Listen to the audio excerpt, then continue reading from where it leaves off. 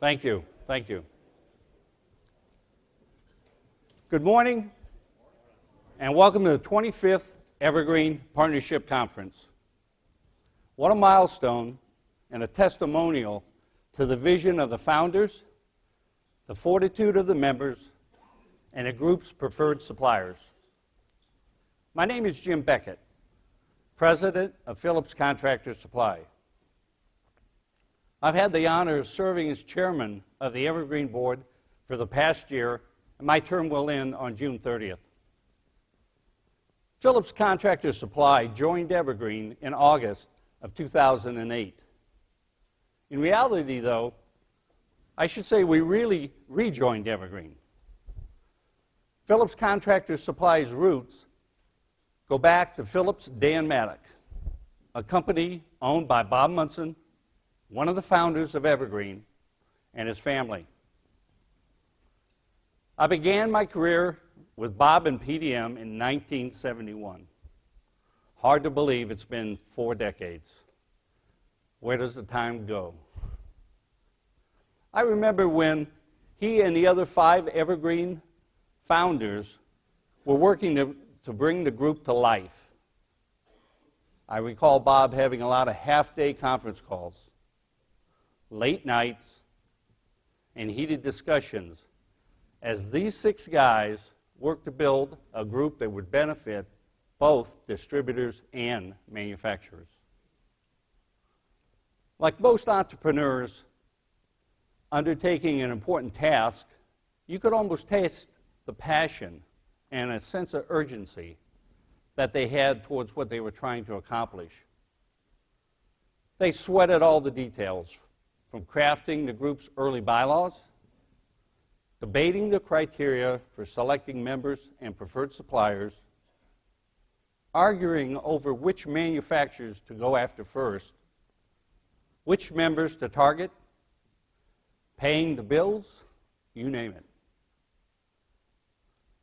Add in the fact that they were each fielding calls from industry leaders telling them they were uninformed, their thoughts were warped, and a group like Evergreen would never work. What were these guys thinking? While I wanted to support Bob and the others, I can recall having private thoughts and wondering myself whether they had a collective screw loose. Why swim upstream and do this against so much opposition? Because of this history, I bring somewhat of a unique perspective today as we celebrate Evergreen's 25th anniversary. I certainly didn't try to orchestrate being chairman this year, but sometimes things fall into place for a reason. It is a happy coincidence, and I feel privileged to have been able to serve during this historic year. So today, I'd like to spend a few minutes talking about where Evergreen came from, where we are, and where we are going. First, let me share a little history. Evergreen was started in January 1989. Founders, please stand and be recognized as I call your name.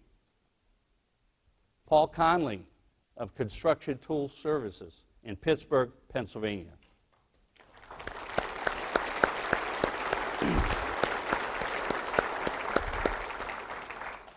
Bill Graby of Brock Tool and Supply in Baltimore, Maryland.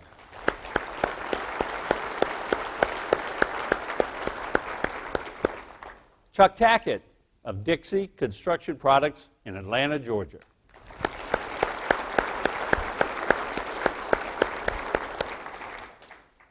Bob Munson of Phillips Dan Maddock, Cleveland, Ohio.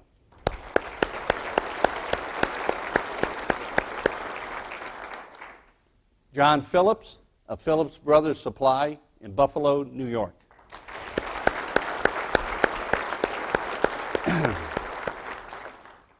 And Bob Brady of Acme Construction Supply in Portland, Oregon.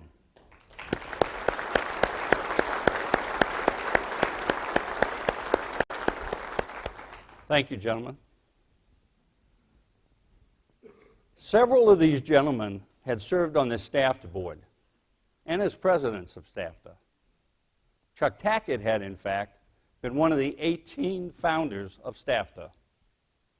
In 1987 and 1988, they began debating the idea of forming a marketing group.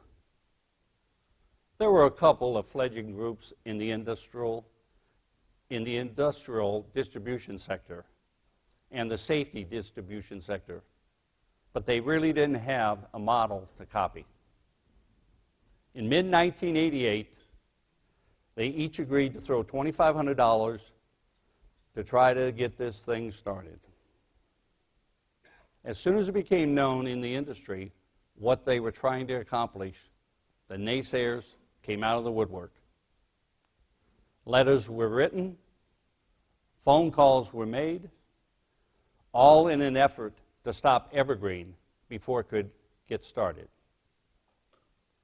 One industry leader said a successful establishment of a group like Evergreen would be a long shot at best. However, our founders also had their supporters. One manufacturer was quoted in a trade journal article as saying, "All I can say is if the marketing group concept can work, these are the people who can make it succeed." Looking back, the founders and the early members of Evergreen were indeed the people to make it succeed. They did so by focusing on common interest, checking their egos at the door, finding value for both distributors and manufacturers. The central part of this effort focused on building relationships between distributors and manufacturers, on training distributor salespeople on products and applications to make them more effective in the field. Networking was also a key part of the early Evergreen culture. Evergreen ended its first full year having 17 members with approximately 40 locations, generating revenues of roughly $58,000. Today, the group has 70 members with 280 locations. Our revenue in 2013 were almost 300 times greater than in 1989. Over the years, as the founders rolled off the board and out of daily management of the group, new board members continued to refine and build on the founders' original core values. There are many individuals who contributed greatly to the group in those early transitional years. Guys like Doug Jordan, Rick Thomas, Jim Russell, Richard Travasi, and Stuart Southard were all part of those early Evergreen boards. A number of preferred suppliers also contributed greatly in the organization during those early years. Carl Mahler from Diamond Products, Jeff Powers from Powers Fasteners, Ed Scanlon of Black & Decker, Norm Miller of Bauer Ladder, Warren Shade of Coleman Cable, and many others served on the Evergreen Supplier Advisory Council, providing guidance in those early years. What started as a single school of product knowledge has become a multifaceted approach to professional development, which includes several schools focused on products and applications, a number of selling skills programs, a broad and growing range of online activities, industry certification programs, and the only distributor-owned training center in the market. What started as a desire to work closer with our preferred suppliers to drive marketing and sales activities has evolved into planning for profit, an annual business planning program that is embraced by virtually every Evergreen member and preferred supplier. We've had a lot of success, and we've made a number of mistakes. Our approach has been to share the success and to fix the mistakes. However, it's the group's commitment to excel, our discipline and diligence, which keeps us centered and focused. Today, Evergreen is a strong organization with a clear mission and a solid track record.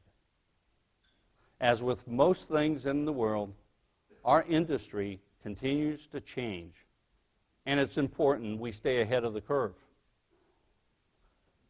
First, the industry is consolidating on both sides of the ball. In recent years, we've seen a number of manufacturers and industry acquisitions which have changed the dynamics of the industry. A short 25 years ago, every manufacturer neatly fit into a single product category, making it much easier for the group to manage how we select new suppliers.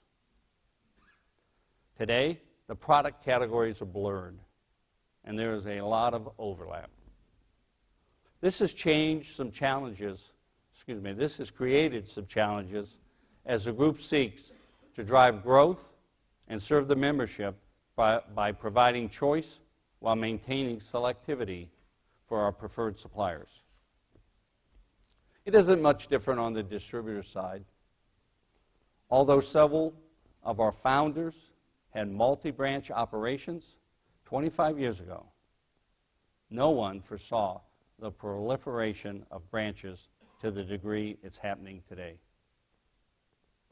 Adding branches is a good thing for the members and for Evergreen. With this being said, bringing in new members is vital towards the longevity of the group. The challenge facing the group is balancing how we support existing members without stunning the addition of new blood to the organization.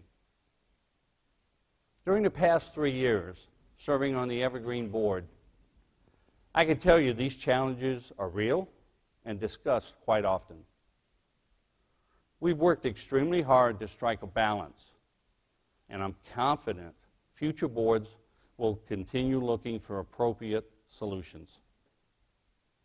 I don't have to tell you striking a balance is something the entire country needs. We watch with amazement the dysfunction in Washington every day and collectively scream for balance, compromise, and most importantly, doing the right thing for the country. We find ourselves living in a me society where everyone is out for their own self-interest. We need to get back to a we society where people work together for the common good and care about their neighbor, where there's no free lunch, where initiative is rewarded and not frowned upon, and a helping hand is given when truly needed. I'm confident the future leaders within Evergreen will continue finding ways to balance the group's overall best interests with special emphasis regarding the concerns of individual members and preferred suppliers. I'm also confident Evergreen will continue to grow and expand programs and initiatives which have made the group so successful. Professional development and collaborating together for the common interest is the cornerstone of what Evergreen is all about. 3 years ago, when I was asked to serve on the Evergreen board, I honestly didn't think I had the time and wondered what I could possibly contribute. Today, I'm pleased to say my experience on the board has given me greater insight into what makes Evergreen so special and to serve so important. It's the people. My fellow board members, members of ESAC, and all the other members and suppliers I've had the chance to work closely with, who have helped make this a very rewarding experience. The collective efforts of many people in this room are what makes Evergreen the best cooperative group in the industry. I encourage each of you to seriously consider serving on the board or ESAC when you are asked. Take the opportunity to get involved in an organization which has made a profound impact on this industry. Trust me, whatever you can bring to the table will be amplified by the others serving with you. It's often been said in business, you either make dust or you eat it. There's nothing in between. For 25 years, Evergreen has generated a lot of dust, eating very little. Being the leader in our industry while humbling should constantly serve as a reminder of the group's obligation to be the best we can be, always striving for excellence. Here's to another 25 years of continued success. I'd like to remind everyone of Evergreen's upcoming summer meeting to be held in Cleveland, Ohio, on July 16th through July 18th. If you haven't been to Cleveland in the past 24 months, then you really haven't been to Cleveland and experienced Cleveland. Thank you for the opportunity to serve as chairman this past year. Again, I want to express a special thank you to the founders, early members, and preferred suppliers of Evergreen who had the insight, the tenacity, and the vision to get this thing going. Well done. Now I'd like to ask our CEO, Kevin Higginbotham, to come up and share the group's results for 2013. Thank you.